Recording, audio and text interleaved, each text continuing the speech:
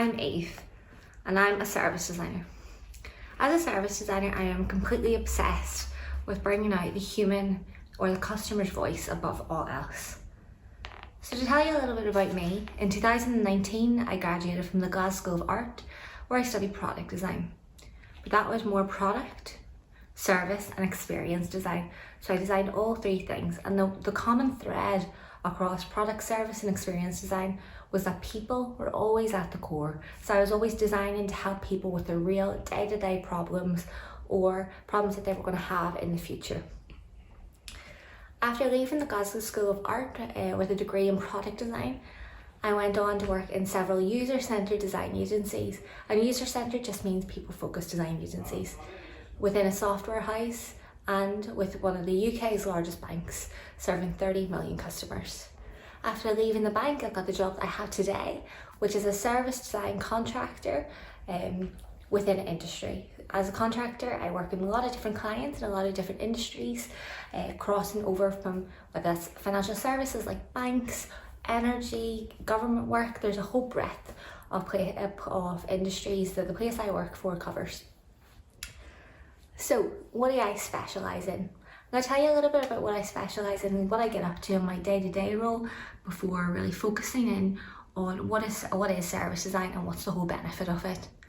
So I really specialise in workshops and bringing people together in a virtual space that we've been doing for the last several months, being in lockdown, in pandemics. But normally I specialise in workshops, getting people on the same page,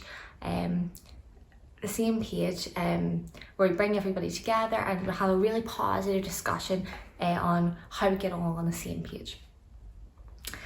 So, what is service design? Service design helps people do something. We largely connect the dots, is the way I like to start to think about it. It is the organisation and the planning of people, the infrastructure, so the structure of something, and the communication of materials. And then we really look at the interaction, so how they talk to one another from the customer's perspective, the company's perspective, and the colleagues' perspective, so the people who actually work in the place. The real benefit of service design is that we look at the very start of the journey to the very end of the journey. So the very start of the journey, the very end of the journey, and we try and make it consistent throughout, so there's no nasty shocks as you go through.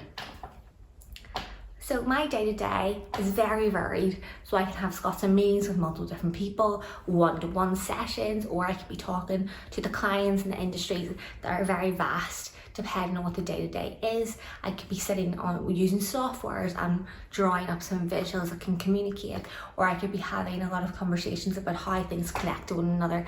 It really just depends, and it's quite a varied job to be a designer, especially a service designer. The environment I work in. So in office, we would be coming around, having a lot of conversations across industries, a lot of people with different hats on in terms of their job role. But now I've been working from my front room through the screen and having these conversations digitally, as I'm sure many of you have been going to school virtually for the past while. So is there any advice I give my younger self?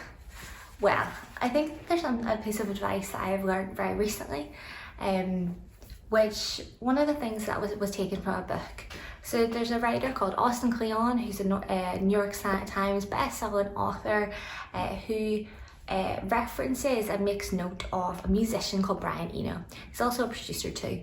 But basically Brian Eno talks about this concept of a genius, which is kind of a funny way of not saying genius, but a genius. So a genius is basically implying that everybody can come together and everybody has something to contribute.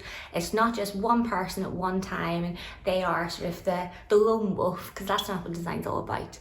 So genius was something that I find really helpful recently, and everybody has something to provide and share and should have a voice in the room, and their perspective should be heard. And then the own piece of advice that I would give my younger self if I was going to think about design as a student going up is to do a lot of volunteering. I did a lot of it when I was in school. I did a lot of it across different industries and really trying to see what the problems people were dealing with on their day-to-day level, which is something that I really focus on in design as my industry role as well. But having that exposure and having a lot of that volunteering experience made me super comfortable going in between different meetings and different rooms, which I think is a very cool thing about being a designer. So the one last thing that I'll leave you on is my sort of piece of advice that I've been told more repeatedly and more in industry, and it sounds like something that you've heard previously, which is just be yourself. And I didn't really realise or appreciate the value of that until just this past little while, which was really when I went into a lot of these rooms, they wanted my personality to be there, and it wasn't about dulling yourself down, but just showing your true self. So thanks very much. I'm McCann, and if you want to contact me and follow me up with any more questions, you can find me on Instagram with Eve Can Create. Thanks very much. Bye.